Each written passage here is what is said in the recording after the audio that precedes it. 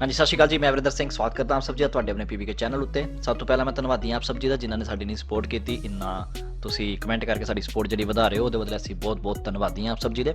ਸੋ ਇਦਾਂ ਹੀ ਆਪਣੀ ਸਪੋਰਟ ਬਣਾਈ ਰੱਖਿਓ ਤੇ ਅੱਜ ਆਪਣਾ 5ਵਾਂ ਚੈਪਟਰ ਜਿਹੜਾ ਉਹ ਖਤਮ ਹੋ ਜਾਏਗਾ ਤੇ ਉਸ ਤੋਂ ਬਾਅਦ ਕੱਲ ਦੀ ਵੀਡੀਓ ਵਿੱਚ ਆਪਾਂ ਸ਼ੁਰੂ ਕਰਾਂਗੇ ਆਪਣਾ 6ਵਾਂ ਚੈਪਟਰ। ਸੋ ਚਲੋ ਸ਼ੁਰੂ ਕਰਦੇ ਹਾਂ ਜੀ ਆਪਣੀ ਫ੍ਰੀ ਸੀਰੀਜ਼ ਪਤੇ ਤੇ ਚੀ ਇਨ Punjabi.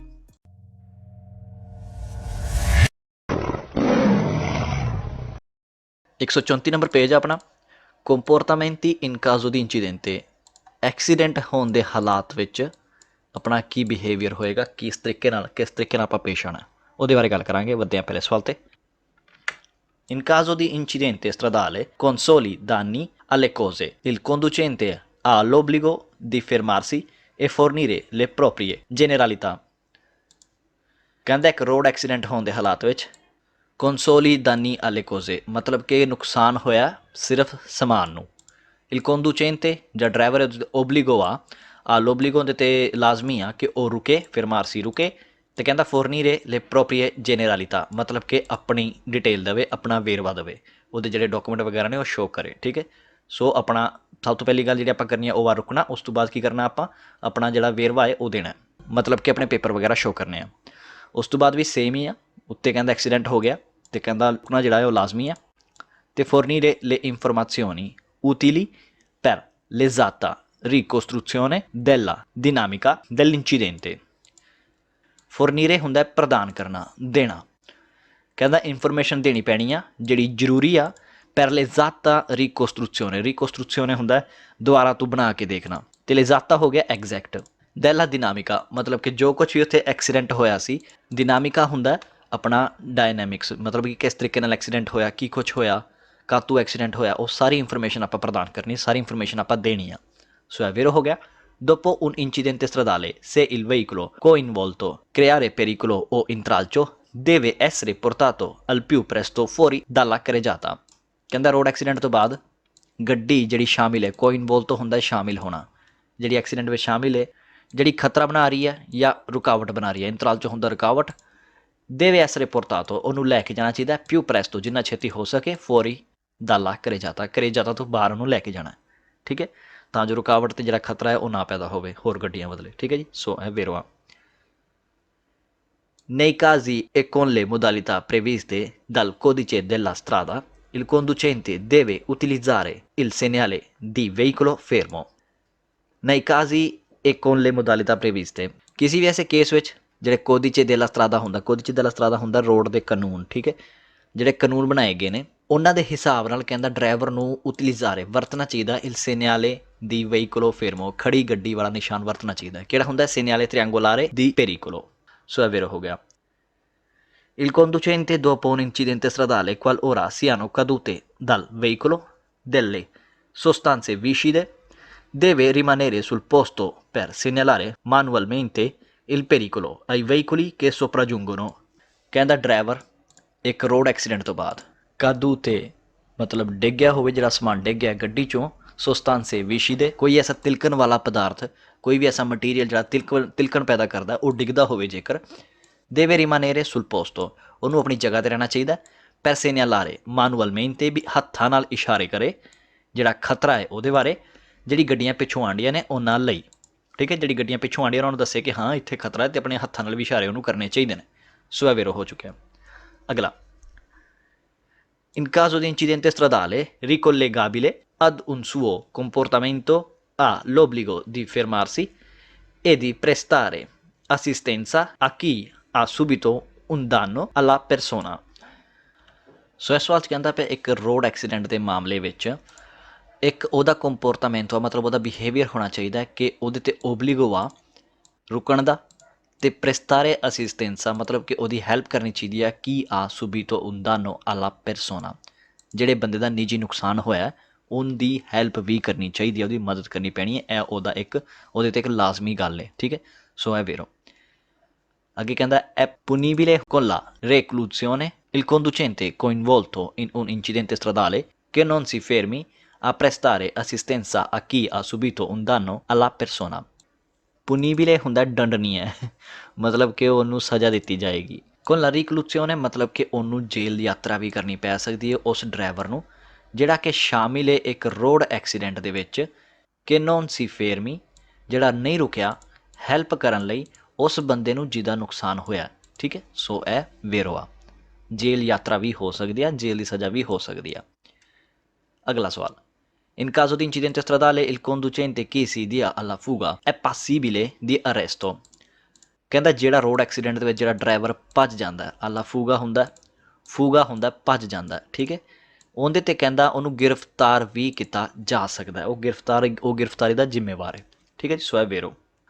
Il conducente che si fermi e presti assistenza non è di norma soggetto all'arresto preventivo। ਕਹਿੰਦਾ ਜਿਹੜਾ ਬੰਦਾ ਰੋਡ ਐਕਸੀਡੈਂਟ ਦੇ ਵਿੱਚ ਰੁਕਦਾ ਅਤੇ ਹੈਲਪ ਕਰਦਾ, ਹੈਲਪ ਦਿੰਦਾ ਹੈ ਆਪਣੀ, ਉਹ ਕਾਨੂੰਨ ਦੇ ਤੌਰ 'ਤੇ ਦੀ ਨੋਰਮਾ ਹੁੰਦਾ, ਕਾਨੂੰਨ ਦੇ ਤੌਰ 'ਤੇ ਅਰੈਸਟ ਹੋਣ ਦੇ ਲਾਇਕ ਨਹੀਂ ਹੈਗਾ, ਮਤਲਬ ਕਿ ਉਹਨੂੰ ਅਰੈਸਟ ਨਹੀਂ ਕੀਤਾ ਜਾਏਗਾ। ਇਨ ਸ਼ੋਰਟ ਆਪਾਂ ਇਹ ਕਹਿਣਾ ਚਾਹੁੰਦੇ ਹਾਂ। ਠੀਕ ਹੈ ਜੀ, ਸੋ ਉਹਨੂੰ ਅਰੈਸਟ ਨਹੀਂ ਕੀਤਾ ਜਾਏਗਾ, ਉਹਨੂੰ ਗ੍ਰਿਫਤਾਰ ਨਹੀਂ ਕੀਤਾ ਜਾਏਗਾ। Si deve richiedere l'intervento della autorità quando non sia possibile ripristinare la circolazione। ਸੋ ਇਸ ਵੱਲ 'ਚ ਕਹਿੰਦਾ deve richiedere ਮਤਲਬ ਕਿ ਮੰਗਣਾ ਉਹਨੇ, ਇੰਟਰਵੈਂਟੋ ਹੁੰਦਾ ਦਖਲ ਕਰਨਾ, ਕਿਹਦੇ ਵੱਲੋਂ? dalla autorità, ਵੀ ਜਿਹੜੀ ਅਥੋਰਿਟੀ ਨੇ ਉਹਨਾਂ ਕੋਲੋਂ ਦਖਲ ਮੰਗਣੀ ਚਾਹੀਦੀ, ਵੀ ਦਖਲ ਕਰੋ, ਤੁਸੀਂ ਇਹਦੇ ਵਿੱਚ ਆਓ, ਦਖਲ ਕਰੋ। quando non sia possibile, ਜਦੋਂ ਪੋਸੀਬਲ ਨਾ ਹੋਵੇ, ripristinare la circolazione, ਜਿਹੜੀ ਆਵਾਜਾਈ ਹੈ ਉਹਨੂੰ ਦੁਬਾਰਾ ਤੋਂ ਸ਼ੁਰੂ ਕਰਨਾ ਪੋਸੀਬਲ ਨਾ ਹੋਵੇ, ਉਦੋਂ ਕਹਿੰਦਾ ਅਥੋਰਿਟੀ ਵਾਲਿਆਂ ਨੂੰ ਬੁਲਾਉਣਾ ਚਾਹੀਦਾ, ਉਹਨਾਂ ਨੂੰ ਕਹਿਣਾ ਚਾਹੀਦਾ ਵੀ ਤੁਸੀਂ ਇੱਥੇ ਦਖਲ ਦਿਓ, ਤੁਸੀਂ ਇੱਥੇ ਦੇਖੋ ਕਿੱਦਾਂ ਕਰਨਾ। ਸੋ ਹੈ ਵੇਰੋ। ਅਗਲਾ ਸਵਾਲ, ਸੇਮ ਉਹੀ ਅਥੋਰਿਟੀ ਨੂੰ ਬੁਲਾਇਆ ਜਾ ਰਿਹਾ, ਕਦੋਂ ਬੁਲਾਇਆ ਜਾ ਰਿਹਾ? quando l'altro conducente non sia in grado di esibire il certificato di assicurazione। ਜਦੋਂ ਦੂਸਰਾ ਡਰਾਈਵਰ, quando l'altro conducente, ਜਦੋਂ ਦੂਸਰਾ ਡਰਾਈਵਰ, ਰੋਡ ਐਕਸੀਡੈਂਟ ਦੀ ਗੱਲ ਹੋਣ ਦੀ ਇੱਥੇ, non sia in grado, ਉਹ ਇਸ ਹਾਲਾਤ ਵਿੱਚ ਨਾ ਹੋਵੇ ਕਿ ਉਹ ਸ਼ੋਅ ਕਰ ਸਕੇ, ਦਿਖਾ ਸਕੇ, esibire ਹੁੰਦਾ ਦਿਖਾਣਾ, ਸ਼ੋਅ ਕਰਨਾ, il certificato di assicurazione ਮਤਲਬ ਕਿ ਆਪਣੇ ਇੰਸ਼ੋਰੈਂਸ ਵਾਲੇ ਪੇਪਰ ਦਿਖਾਉਣ ਦੇ ਕਾਬਿਲ ਨਾ ਹੋਵੇ। ਠੀਕ ਹੈ, ਨਾ ਆਪਣੇ ਪੇਪਰ ਦਿਖਾ ਸਕੇ, ਇਸ ਹਾਲਾਤ ਵਿੱਚ ਨਾ ਹੋਵੇ, ਸੋ ਉਦੋਂ ਆਪਾਂ ਨੂੰ ਅਥੋਰਿਟੀ ਵਾਲਿਆਂ ਨੂੰ ਬੁਲਾਉਣਾ ਚਾਹੀਦਾ ਤਾਂ ਜੋ ਉਹ ਇੱਥੇ ਦਖਲ ਦੇ ਸਕਣ। ਸੋ ਹੈ ਵੇਰੋ। ਅੱਗੇ ਕਹਿੰਦਾ si deve richiedere l'intervento dell'autorità quando un incidente stradale ha provocato feriti। ਕਹਿੰਦਾ ਅਥੋਰਿਟੀ ਨੂੰ ਬੁਲਾਉਣਾ ਚਾਹੀਦਾ ਜਦੋਂ ਇੱਕ ਐਕਸੀਡੈਂਟ ਵਿੱਚ, ਰੋਡ ਐਕਸੀਡੈਂਟ ਦੇ ਵਿੱਚ ਜ਼ਖਮੀ ਹੋ ਗਏ ਹੋਣ। ਠੀਕ ਹੈ, ਫੇਰੀਤੀ ਹੁੰਦਾ ਜ਼ਖਮੀ ਹੋਣਾ, ਕੋਈ ਜ਼ਖਮੀ ਹੋ ਗਿਆ ਤਾਂ ਵੀ ਆਪਾਂ ਨੂੰ ਬੁਲਾਉਣਾ ਚਾਹੀਦਾ। ਵੇਰੋ। A seguito di un incidente stradale non si devono spostare i veicoli coinvolti finché non siano stati scorsi eventuali feriti e la polizia non abbia rilevato tutti gli elementi utili alla ricostruzione dell'incidente। ਸੋ ਇਸ ਵੱਲ 'ਚ ਕਹਿੰਦਾ a seguito di un incidente stradale, ਇੱਕ road accident ਤੋਂ ਬਾਅਦ non si devono spostare, ਨਹੀਂ ਹਟਾਉਣੀ ਚਾਹੀਦੀ ਆਪਣੀ ਗੱਡੀ ਜਿਹੜੀ ਸ਼ਾਮਿਲ ਹੈ ਇੱਕ ਰੋਡ ਐਕਸੀਡੈਂਟ ਦੇ ਵਿੱਚ, finché ਜਦੋਂ ਤੱਕ non siano stati scorsi eventuali feriti, ਜੇਕਰ ਕੋਈ ਜ਼ਖਮੀ ਹੈ ਉੱਥੇ ਅਤੇ ਉਹਦੀ ਮਰਮ ਪੱਟੀ ਨਹੀਂ ਹੋ ਸਕੀ, ਉਦੋਂ ਤੱਕ ਕਿਸੇ ਵੀ ਗੱਡੀ ਨੂੰ ਹਟਾਉਣਾ ਨਹੀਂ ਚਾਹੀਦਾ। ਅਤੇ ਉਸ ਤੋਂ ਬਾਅਦ ਉਹਨੇ ਲਿਖਿਆ la polizia non abbia rilevato tutti gli elementi, ਅਤੇ ਜਿਹੜੀ ਪੁਲਿਸ ਹੈ ਉਹ ਆ ਕੇ ਜਿਹੜਾ ਸਾਰਾ ਕੁਛ ਉਹਨਾਂ ਦਾ ਜਿਹੜੀ ਮੇਨ ਪੁਆਇੰਟ ਹੁੰਦੇ, ਜਿਹੜੇ ਨੋਟ ਕਰਨੇ ਹੁੰਦੇ ਨੇ ਵੀ ਐਕਸੀਡੈਂਟ ਕਿੱਦਾਂ ਹੋਇਆ, ਕਿਉਂ ਹੋਇਆ, ਜਦ ਤੱਕ ਉਹ ਸਭ ਕੁਛ ਨੋਟ ਨਹੀਂ ਕਰ ਲੈਂਦੀ ਤਾਂ ਉਦੋਂ ਤੱਕ ਆਪਾਂ ਨੂੰ ਗੱਡੀ ਨਹੀਂ ਹਟਾਉਣੀ ਚਾਹੀਦੀ। ਠੀਕ ਹੈ ਜੀ, ਸੋ ਹੈ ਵੇਰੋ। ਵੱਧਦੇ ਅਗਲੇ ਸਵਾਲ 'ਤੇ। In caso di incidente stradale con soli danni alle cose, il conducente non ha l'obbligo di fermarsi e fornire le proprie generalità। ਮਤਲਬ ਕਿ ਉਹਨੂੰ ਆਪਣਾ ਵੇਰਵਾ ਦੇਣ ਦੀ ਲੋੜ ਨਹੀਂ ਹੈਗੀ, ਐਸਾ ਲਾਜ਼ਮੀ ਨਹੀਂ ਹੈਗਾ, ਫਾਲਸੋ ਲਾਜ਼ਮੀ ਆ, ਨੋਨ ਆ ਗਿਆ ਇਸ ਕਰਕੇ ਫਾਲਸੋ ਹੋ ਜਾਂਦਾ।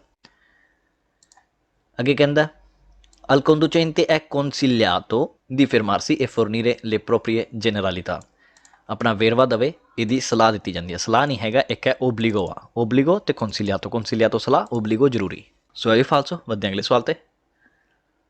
Dopo un incidente stradale, se il veicolo coinvolto crea pericolo o intralcio, può essere lasciato sulla carreggiata per al massimo un'ora dopo l'evento। ਕਹਿੰਦਾ ਰੋਡ ਐਕਸੀਡੈਂਟ ਦੇ ਵਿੱਚ ਜਿਹੜੀ ਗੱਡੀ ਸ਼ਾਮਿਲ ਹੈ ਜਿਸ ਕਰਕੇ ਰੁਕਾਵਟ ਅਤੇ ਖਤਰਾ ਪੈਦਾ ਹੋਇਆ, ਉਹਨੂੰ ਛੱਡਿਆ ਜਾ ਸਕਦਾ ਕਰੇਜਾਤਾ ਉੱਤੇ ਪਰ al massimo, ਵੀ ਜ਼ਿਆਦਾ ਤੋਂ ਜ਼ਿਆਦਾ 1 ਘੰਟੇ ਲਈ, ਜਦੋਂ ਇਹ ਇਵੈਂਟ ਹੋਇਆ ਸੀ, ਜਦੋਂ ਇਹ ਘਟਨਾ ਹੋਈ ਸੀ। ਫਾਲਸੋ। ਗੱਡੀ ਨੂੰ ਆਪਾਂ ਨੂੰ ਹਟਾਉਣਾ ਚਾਹੀਦਾ ਕਿਉਂਕਿ ਖਤਰਾ ਅਤੇ ਰੁਕਾਵਟ ਪੈਦਾ ਹੋਣ ਸੀ, ਪੈਰੀਕੁਲੋ ਅਤੇ ਇੰਤਰਾਲਚੋ ਪੈਦਾ ਹੋ ਰਿਹਾ ਸੀ, ਇਸ ਕਰਕੇ ਆਪਾਂ ਨੂੰ ਆਪਣੀ ਗੱਡੀ ਨੂੰ ਉੱਥੋਂ ਹਟਾਉਣਾ ਪਿਆ। ਠੀਕ ਹੈ, ਇੱਥੇ ਘੰਟੇ ਦਾ ਬਾਅਦ ਜ਼ਿਕਰ ਕਰਦਾ ਪਿਆ ਜੋ ਕਿ ਸਰਾਸਰ ਫਾਲਸੋ, ਕੁਛ ਵੀ ਉਹਦੇ 'ਚ ਵੇਰੋ ਨਹੀਂ ਹੈਗਾ। ਅੱਗੇ ਕਹਿੰਦਾ il conducente deve sempre utilizzare il segnale di veicolo fermo। ਸੋ ਹੁਣ ਇਹ ਸਵਾਲ ਵੀ ਫਾਲਸੋ ਹੁੰਦਾ ਹੈ।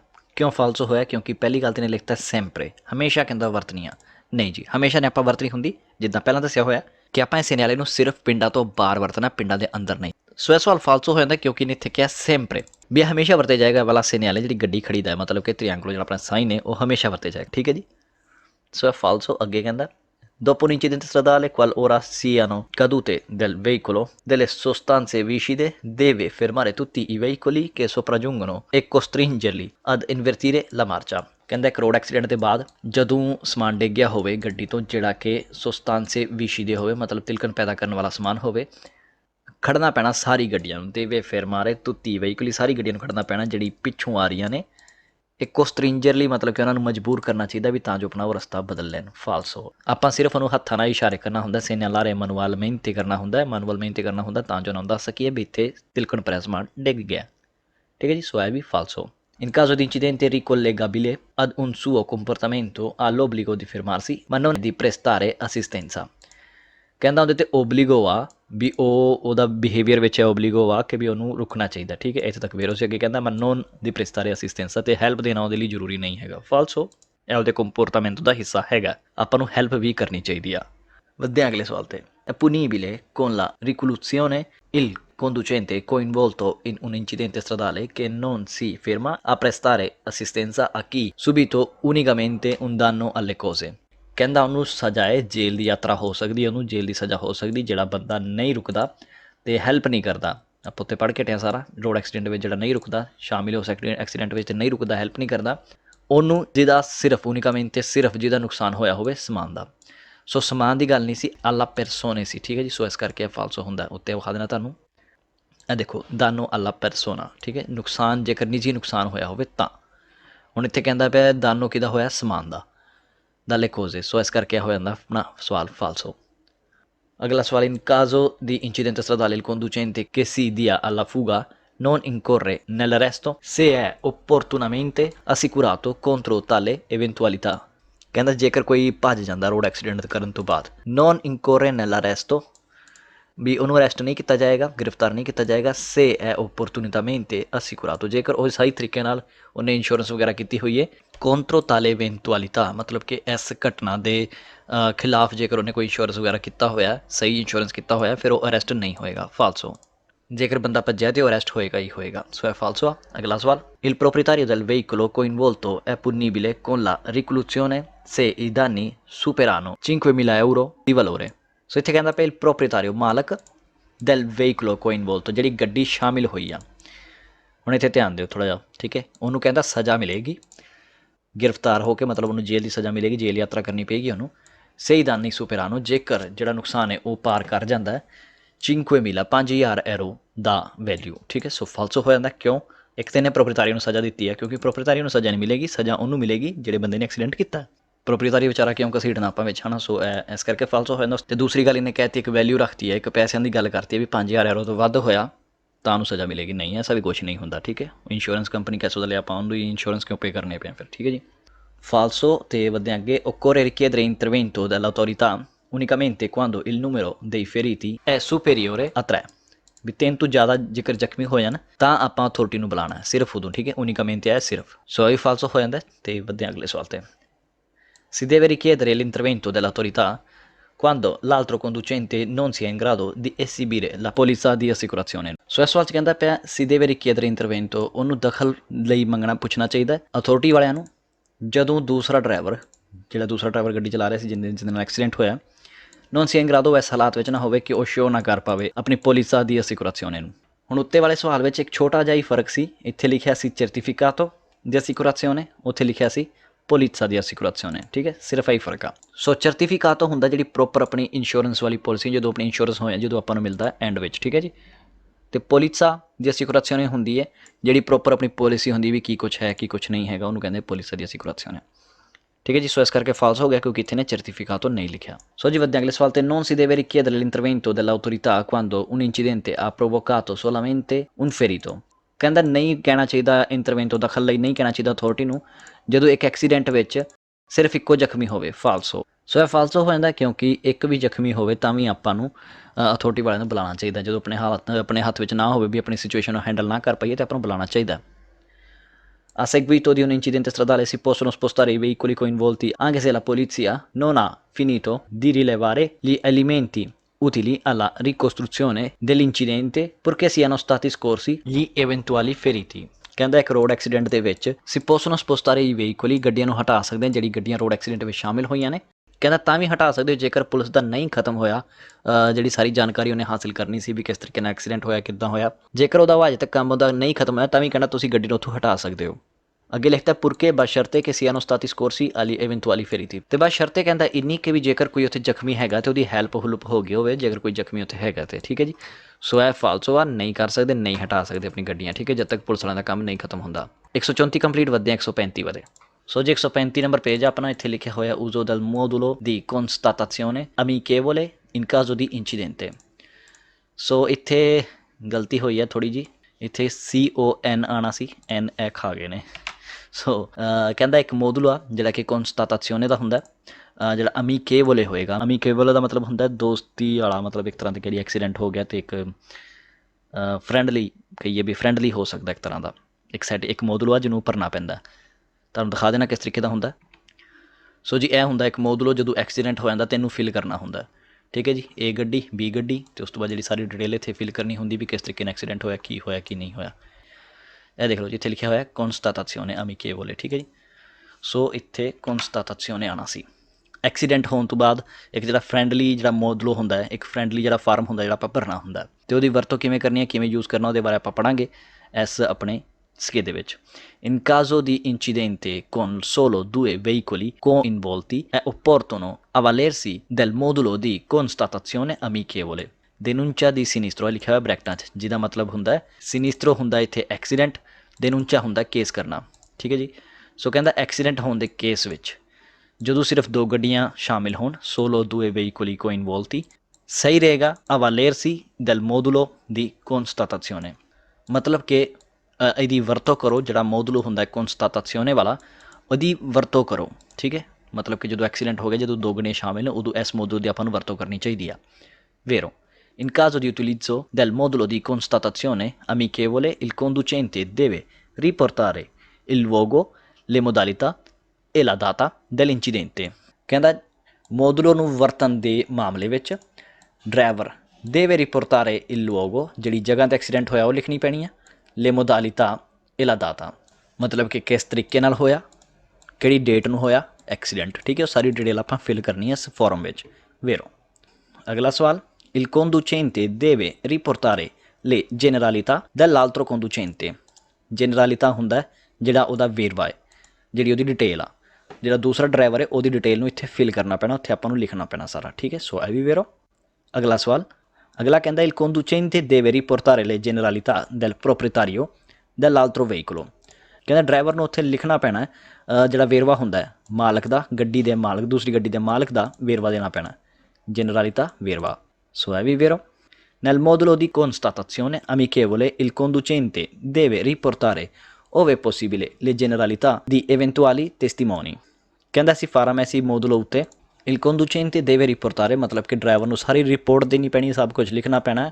ove possibile, ਜਿੱਥੇ ਤੱਕ ਪੋਸੀਬਲ ਹੋਵੇ, ਵੇਰਵਾ, eventuali testimoni, ਜੇਕਰ ਕੋਈ ਉੱਥੇ ਗਵਾਹ ਹੈਗਾ ਉਹਦੀ ਵੀ ਇੱਥੇ ਡਿਟੇਲ ਦੇਣੀ ਚਾਹੀਦੀ ਆ।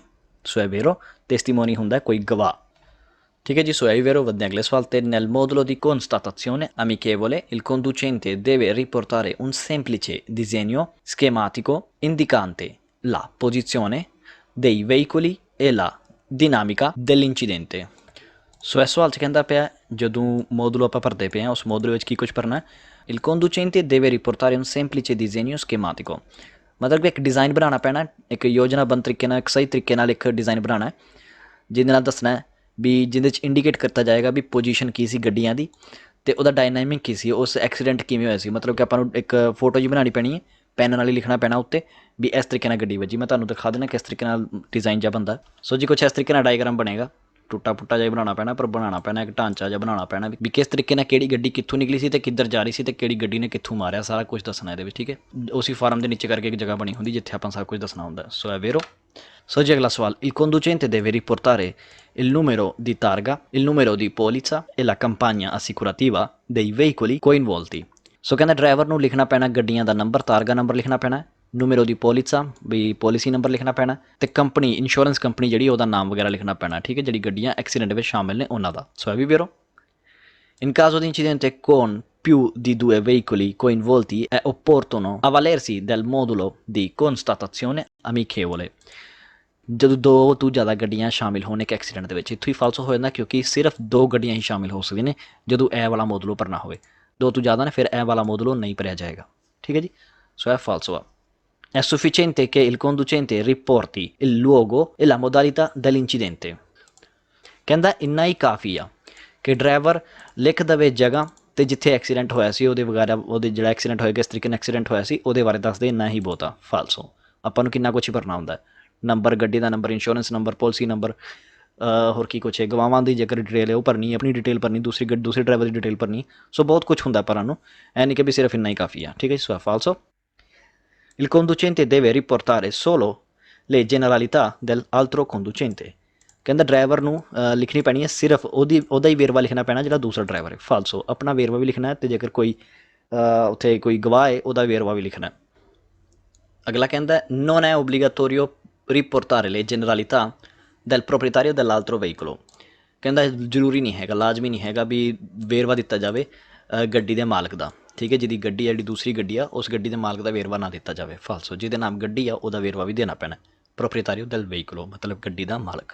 Il conducente deve riportare qualora ce ne fosse il bisogno le generalità di eventuali testimoni purché non siano passeggeri trasportati। ਸੋ ਇਸ ਸਵਾਲ 'ਚ ਕਹਿੰਦਾ ਡਰਾਈਵਰ ਨੂੰ ਰਿਪੋਰਟਾਰੇ ਕਰਨਾ ਪੈਣਾ, ਲਿਖਣਾ ਪੈਣਾ, ਦੱਸਣਾ ਪੈਣਾ।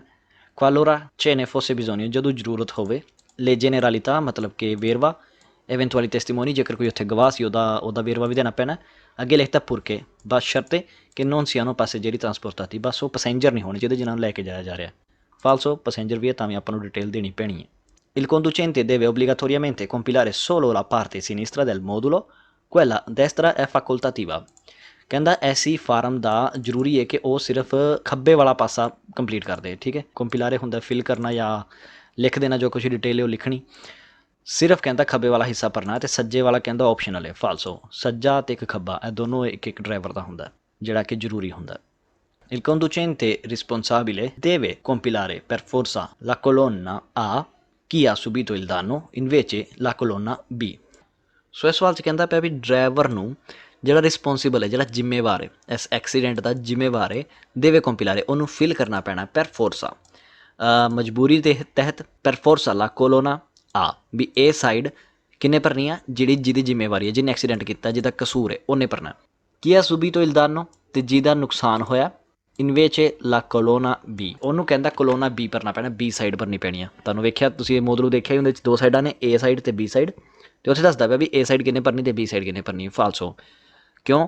ਕਿਉਂਕਿ ਏ ਸਾਈਡ ਕੋਈ ਵੀ ਭਰ ਸਕਦਾ, ਬੀ ਵੀ ਕੋਈ ਵੀ ਭਰ ਸਕਦਾ, ਬਸ ਉੱਥੇ ਦੱਸਣਾ ਹੁੰਦਾ ਵੀ ਕਿਹਦੀ ਜ਼ਿੰਮੇਵਾਰੀ ਸੀ ਇਸ ਕਸੂਰ ਦੇ ਵਿੱਚ। ਠੀਕ ਹੈ, ਉੱਥੇ ਲਿਖਣਾ ਹੁੰਦਾ, ਦੱਸਣਾ ਹੁੰਦਾ ਵੀ ਕਿਸ ਤਰੀਕੇ ਨਾਲ, ਕਿਹਦੀ ਗਲਤੀ ਹੋਈ, ਕਿੰਨੇ ਐਕਸੀਡੈਂਟ ਕੀਤਾ, ਕਿਸ ਤਰੀਕੇ ਨਾਲ ਕੀਤਾ। ਠੀਕ ਹੈ ਜੀ, ਸੋ ਇਹ ਫਾਲਸੋ ਆ। ਸੋ 135 ਕੰਪਲੀਟ ਹੋ ਚੁੱਕਿਆ, 5ਵਾਂ ਚੈਪਟਰ ਵੀ ਆਪਣਾ ਇਹਦੇ ਨਾਲ ਨਿਬੜ ਚੁੱਕਿਆ, ਅਤੇ ਅਗਲੀ ਵੀਡੀਓ 'ਚ ਆਪਾਂ ਸ਼ੁਰੂ ਕਰਾਂਗੇ 6ਵਾਂ ਚੈਪਟਰ 136 ਤੋਂ। ਅਤੇ ਛੋਟਾ ਜਿਹਾ ਚੈਪਟਰ ਹੈ, ਬਿਲਕੁਲ ਹੀ ਟਰਾਈ ਕਰਾਂਗੇ ਕਿ 1-2 ਵੀਡੀਓ ਵਿੱਚ ਵੀ ਖਤਮ ਹੋ ਜਾਏ। ਸੋ ਚਲੋ ਜੀ, ਹੁਣ ਗੱਲ ਕਰਦੇ ਆਪਣੀ ਪਿਛਲੀ ਵੀਡੀਓ 'ਚ ਪੁੱਛੇ ਗਏ ਸਵਾਲ ਅਤੇ ਨਵੇਂ ਸਵਾਲ ਦੀ। ਪੇਜ ਨੰਬਰ 101 ਸੀ, ਜਿੱਥੋਂ ਮੈਂ ਪੁੱਛਿਆ ਸੀ ਆਪਣੀ ਪਿਛਲੀ ਵੀਡੀਓ 'ਚ ਪੁੱਛਿਆ ਗਿਆ ਸਵਾਲ।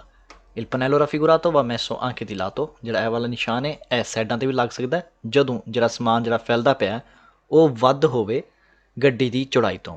ਗੱਡੀ ਦੀ ਚੌੜਾਈ ਤੋਂ ਜੇਕਰ ਸਮਾਨ ਥੋੜ੍ਹਾ ਜ਼ਿਆਦਾ ਬਾਹਰ ਨੂੰ ਆਇਆ ਹੋਇਆ ਤਾਂ ਇਹ ਪੈਨੈਲੋ ਉੱਥੇ ਲੱਗ ਸਕਦੀ ਆ। ਫਾਲਸੋ। ਇਹ ਪੈਨੈਲੋ ਉੱਥੇ ਨਹੀਂ ਲੱਗਦੀ ਹੈ, ਸਿਰਫ ਔਰ ਸਿਰਫ ਇੱਕ ਰੁਕਾਵਟ 'ਤੇ ਲੱਗਦੀ ਹੈ, ਜਿਹੜੀ ਦੱਸਦੀ ਹੈ ਕਿ ਤੁਸੀਂ ਸੱਜੇ ਪਾਸੇ ਨੂੰ ਹੋ ਜਾਓ, ਕਿਉਂਕਿ ਇਹ ਰੁਕਾਵਟ ਇੱਥੇ ਰਹਿਣੀ, ਗੱਡੀ ਹੌਲੀ ਚੱਲਦੀ ਪਈ ਹੈ ਜਾਂ ਕੋਈ ਉੱਥੇ ਗੱਡੀ ਖੜੀ ਹੋਈ ਹੈ। ਠੀਕ ਹੈ ਜੀ, ਸੋ ਇਹ ਸੀ ਸਾਡੀ ਪਿਛਲੀ ਵੀਡੀਓ 'ਚ ਪੁੱਛਿਆ ਗਿਆ ਸਵਾਲ, ਅਤੇ ਇਹਦਾ ਆਨਸਰ ਸੀ ਫਾਲਸੋ। ਜਿਨ੍ਹਾਂ ਨੇ ਸਹੀ ਜਵਾਬ ਦਿੱਤਾ ਬਹੁਤ ਬਹੁਤ ਵਧਾਈਆਂ, ਜਿਨ੍ਹਾਂ ਨੇ ਗਲਤ ਜਵਾਬ ਦਿੱਤਾ ਕੋਈ ਚੱਕਰ ਨਹੀਂ ਵੀਰੇ, ਸਿੱਖਿਓ ਨਵੀਂ ਚੀਜ਼, ਅਤੇ ਇੱਦਾਂ ਹੀ ਆਪਣੇ ਆਪ ਨੂੰ ਕੰਟੀਨਿਊ ਰੱਖੋ, ਕਮੈਂਟਾਂ ਦੇ ਜਵਾਬ ਦਿਆ ਕਰੋ ਤਾਂ ਜੋ ਤੁਹਾਨੂੰ ਜਿਹੜੇ ਤੁਹਾਡੇ ਡਾਊਟ ਨੇ ਉਹ ਦੂਰ ਹੁੰਦੇ ਰਹਿਣ ਹੌਲੀ ਹੌਲੀ। ਠੀਕ ਹੈ ਜੀ, ਸੋ ਹੁਣ ਗੱਲ ਕਰਦੇ ਆਪਣੇ ਅੱਜ ਦੇ ਸਵਾਲ ਦੀ, ਅਤੇ ਉਸ ਤੋਂ ਪਹਿਲਾਂ ਮੈਂ ਤੁਹਾਨੂੰ ਦੱਸਦਾ ਕਿ ਵੀਡੀਓਜ਼ ਨੂੰ ਵੱਧ ਤੋਂ ਵੱਧ ਸ਼ੇਅਰ ਕਰਿਓ ਤਾਂ ਜੋ ਸਾਡੀ ਅਤੇ ਸਾਡੇ ਚੈਨਲ ਦੀ ਸਪੋਰਟ ਹੋ ਸਕੇ, ਸਾਨੂੰ ਵੱਧ ਤੋਂ ਵੱਧ ਸਬਸਕ੍ਰਾਈਬਰ ਮਿਲ ਸਕੇ। ਸੋ ਵੀਡੀਓਜ਼ ਨੂੰ ਵੱਧ ਤੋਂ ਵੱਧ ਸ਼ੇਅਰ ਜ਼ਰੂਰ ਕਰਿਆ ਕਰੋ, ਚੈਨਲ ਦੀ ਸਪੋਰਟ ਜ਼ਰੂਰ ਕਰਿਆ ਕਰੋ। ਸੋ ਚਲੋ ਜੀ, ਹੁਣ ਗੱਲ ਕਰਦੇ ਹਾਂ ਆਪਣੀ ਅੱਜ ਦੀ ਵੀਡੀਓ ਦੇ ਸਵਾਲ ਦੀ।